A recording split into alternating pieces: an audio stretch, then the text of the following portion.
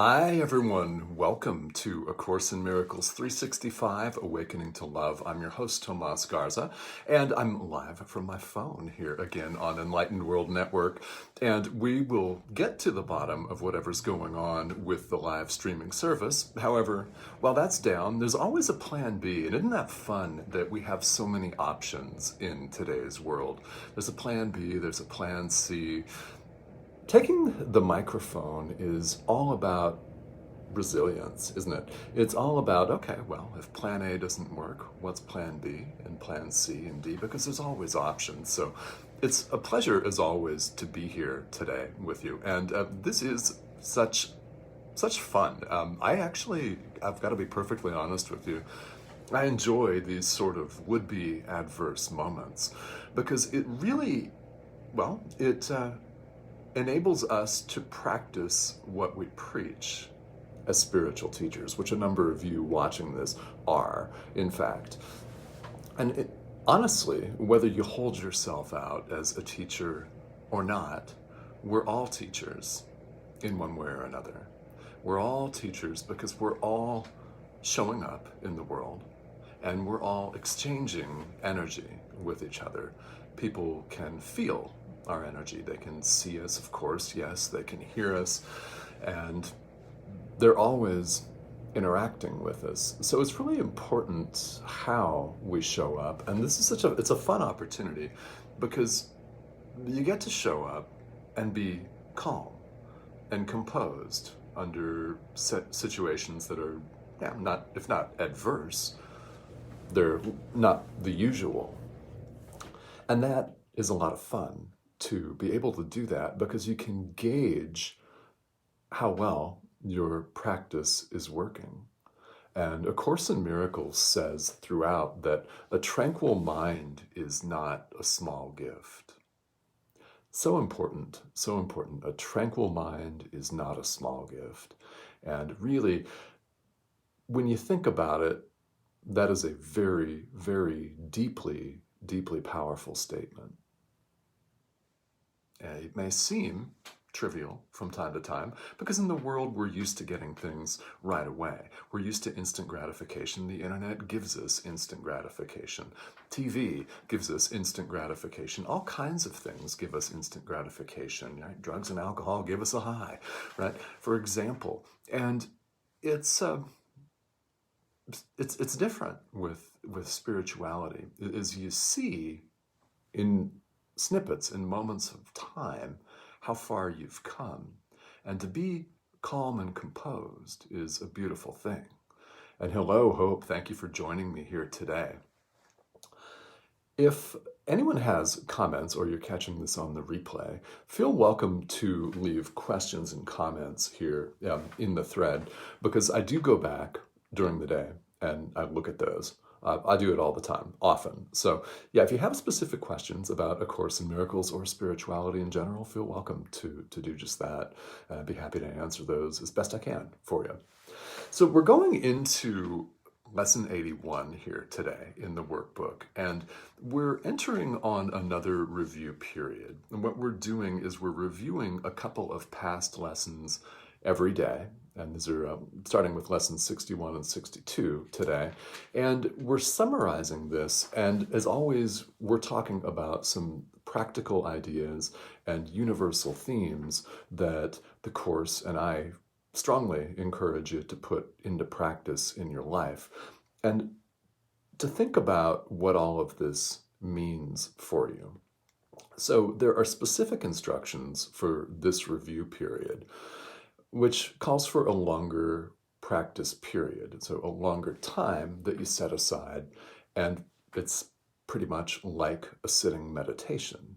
You could be, of course, anywhere, doing anything, but it's important that we take time out of our daily routine, of the grind, of checking our email, of everything that demands our time and attention. It's important that we do take the time out every day. So whether that's early in the morning for you, whether it's in the middle of the day or the evening, and whatever time works, it's concentrating on the day's idea and waiting for an answer. One will be given to you. And in A Course in Miracles, it says in many places, this is true of all spirituality, that there's an answer waiting for you. You just have to be open to it.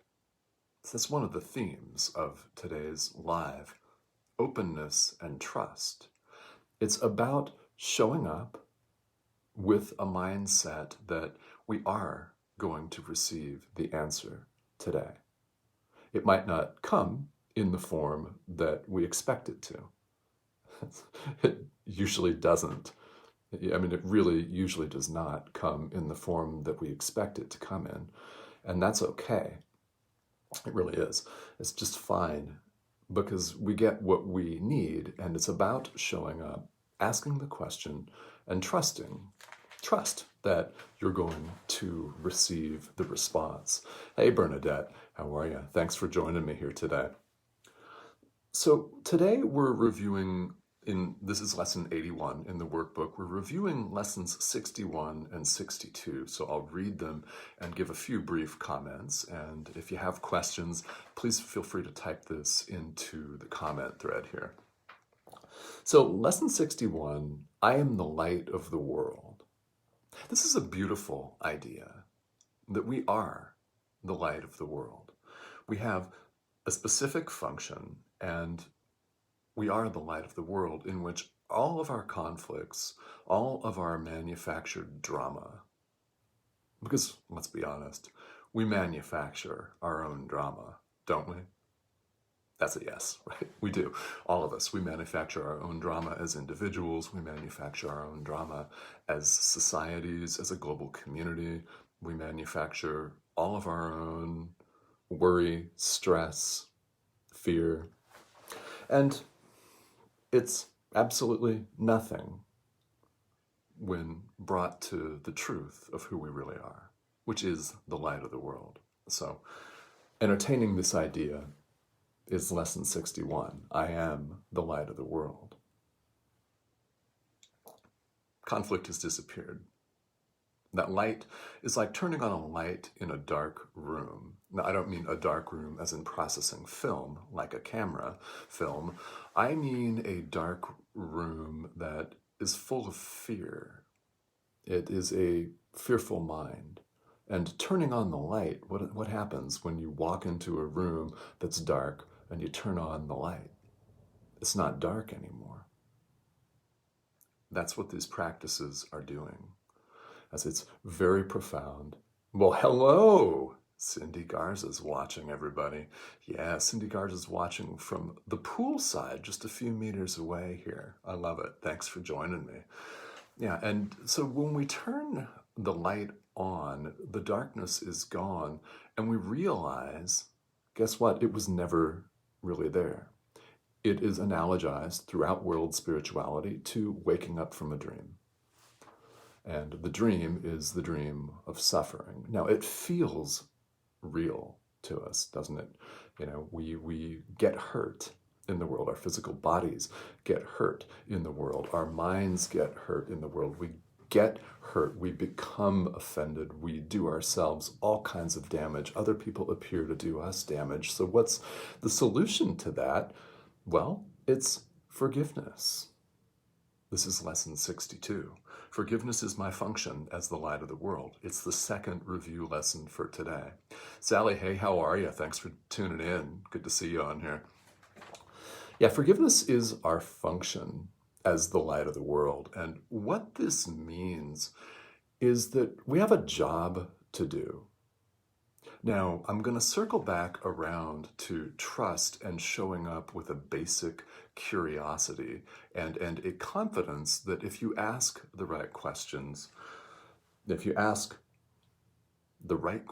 who am I? What shall I do? Ask your guides. In A Course in Miracles, it's the Holy Spirit. What would you have me do? Yeah. Who would you have me speak to? What would you have me say? When? How? And get out of our own way and trust that the answers are going to come. Now, it's about curiosity to know all this. Now, there's some brief commentary on the idea that forgiveness is my function as the light of the world. What this simply means is that it's okay to not know what it means. It's okay to sit in an attitude of curiosity and doubt. It really is okay to ask, what does forgiveness mean? Because it means something philosophically very different in A Course in Miracles than it does in common parlance and daily life. It really does. And in sum, I'll be really brief with this, everything that a human being does, everything that we say or do is either an extension of love or it's a call for love.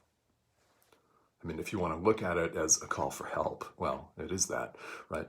All supposedly bad behavior, all behavior that looks egregious in whatever form that may take, is a call for love. So what's the appropriate response? It's to extend love. Now, what does forgiveness look like in your life? This is where we sit and we wait for the answer. It is perfectly okay and encouraged to not know what it is and what it means. What do? We ask. We ask.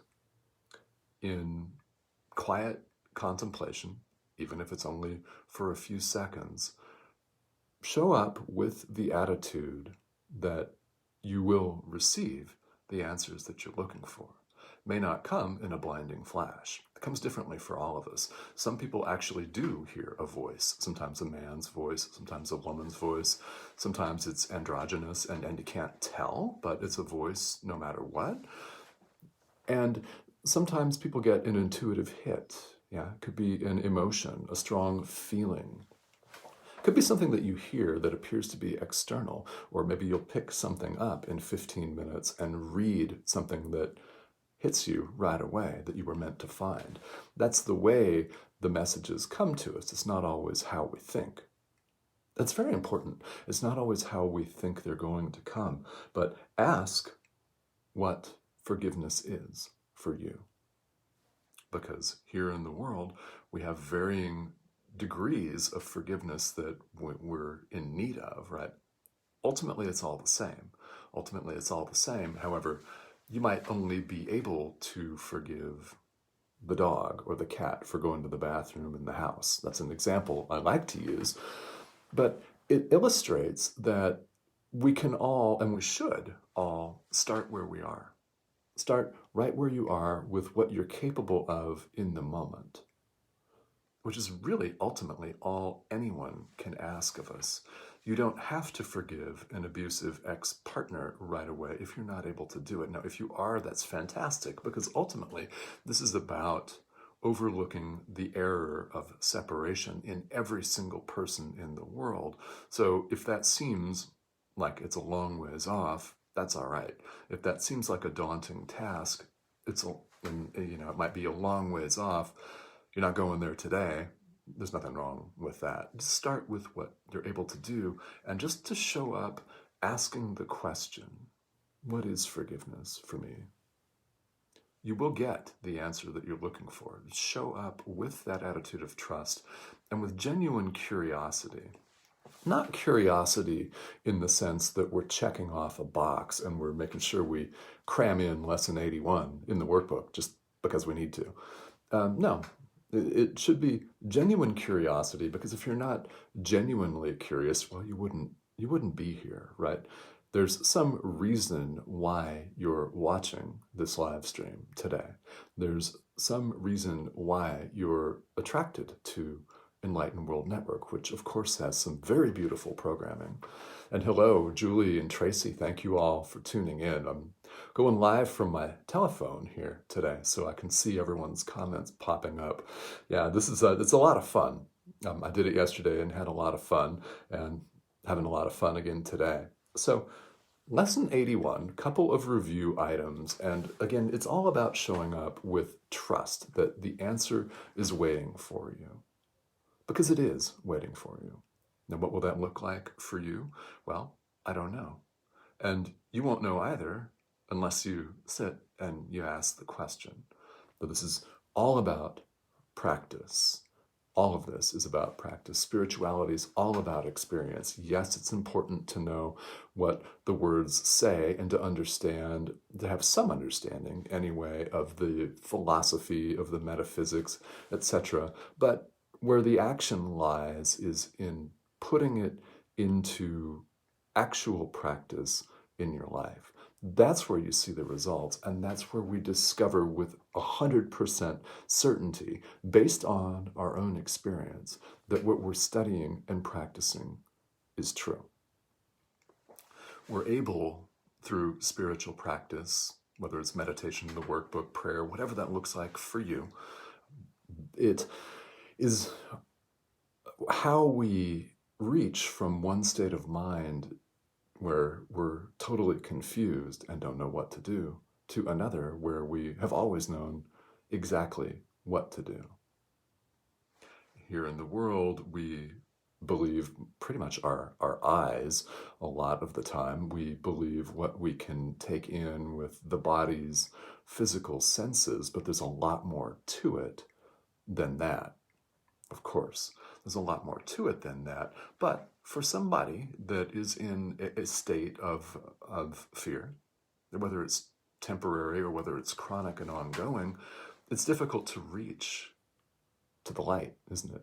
That's what spiritual practice is for. It gives us the space to open up our minds and to take steps, even if they're only baby small steps forward. Take them forward. And that's how you come to experience the truth of these ideas. And that is what we're going for. All right.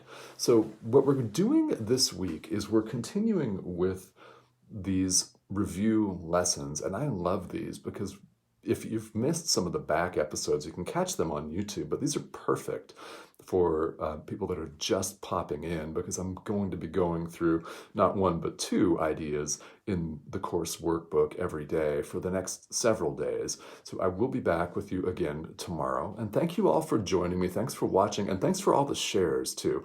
If this is a program that you think would benefit people in your own social network, in your own network of friends and colleagues, definitely please share. There's a lot of wonderful programming here on Enlightened World Network. So thank you all for tuning in. I'll see you again tomorrow.